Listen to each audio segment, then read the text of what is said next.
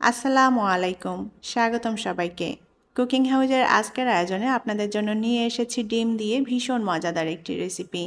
আজ রান্না করব ডিমের অমলেট কারি। এই ডিমের অমলেট কারিটা খেতে খুবই টেস্টি এবং মজার হয়। সাদা ভাত, পোলাও, খিচুড়ি সব কিছুর সাথেই পরিবেশন করা যায়। এই ডিমের অমলেট কারিটা সবাই ভীষণ পছন্দ করবে। আর এটা রান্না করা একদমই সহজ, কোনো প্রকার ঝামেলা ছাড়াই তৈরি করে নেওয়া যায় এই ডিমের অমলেট কারিটা। তাহলে চলুন কিভাবে ডিমের অমলেট কারি রান্না করি সেটা দেখে নেই।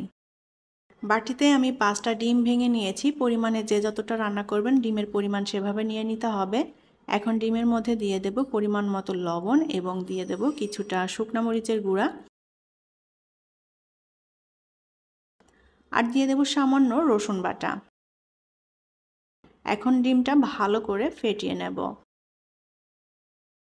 ডিমটা আমি ভালো করে ফেটিয়ে নিয়েছি।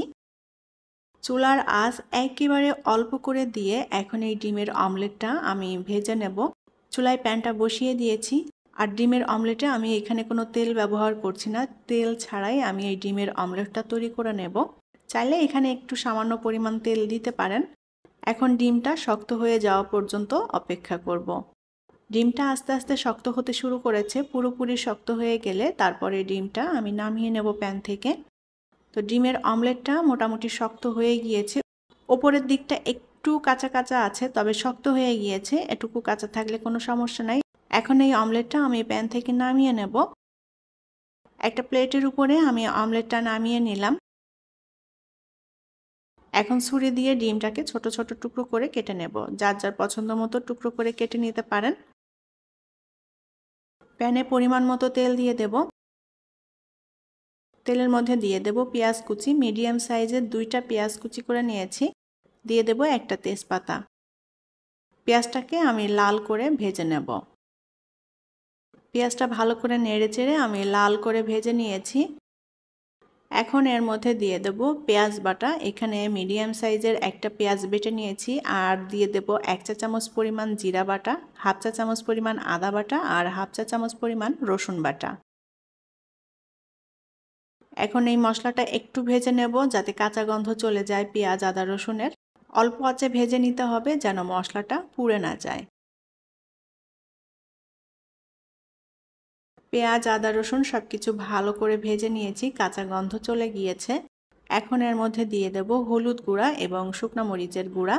হলুদ গুঁড়া নিয়েছি 1/2 চা চামচ, শুকনা মরিচের গুঁড়া 1 চা চামচ। আর দিয়ে দেব গরম মশলার গুঁড়া কিছুটা আর স্বাদ মতো লবণ। খুব ভালো করে নেড়েচেড়ে এখন মশলাটা একটু ভেজে নেব। অল্প আঁচে ভেজে নিতে হবে যেন মশলাটা পুড়ে না যায়। মশলাটা ভালো করে কষানোর জন্য এখন এর মধ্যে পানি দিয়ে দেব কিছুটা।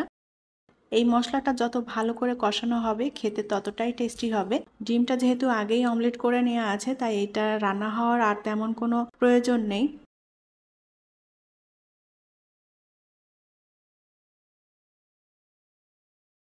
মশলাটাকে খুব ভালো করে কষিয়ে নিয়েছি। এখন এর মধ্যে পানি দিয়ে দেব।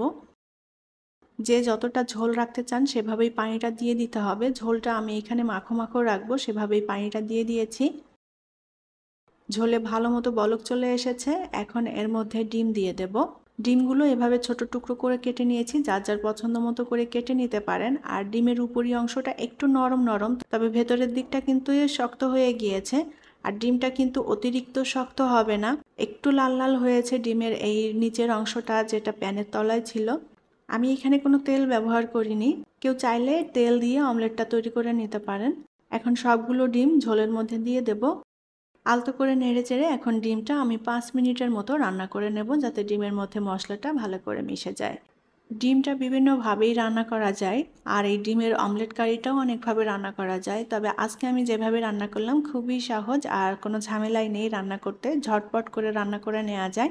আর এই ডিমের অমলেট কারিটা খেতেও কিন্তু অনেক বেশি টেস্টি এবং মজার হয়।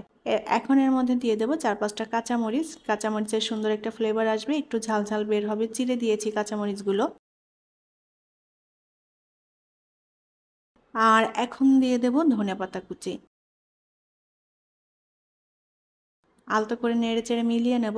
ডিমের অমলেট কারি রান্না করা হয়ে গিয়েছে। ঝোলটা আমি এরকমই রাখবো, এর থেকে আর বেশি শুকাবো না। এখানে যার যার পছন্দ মতো ঝোল রাখতে পারেন। ডিমের অমলেট কারিটা পুরোপুরি রান্না কমপ্লিট। এখন এটা নামিয়ে পরিবেশন করব। ডিমের এই অমলেট কারিটা আমি খিচুড়ির সাথে পরিবেশন করেছি। খিচুড়ি দিয়ে খেতে খুবই ভালো লাগে। তাছাড়া এই ডিমের অমলেট কারিটা সাদা ভাত, পোলাও সব কিছুর সাথেই পরিবেশন করা যায়।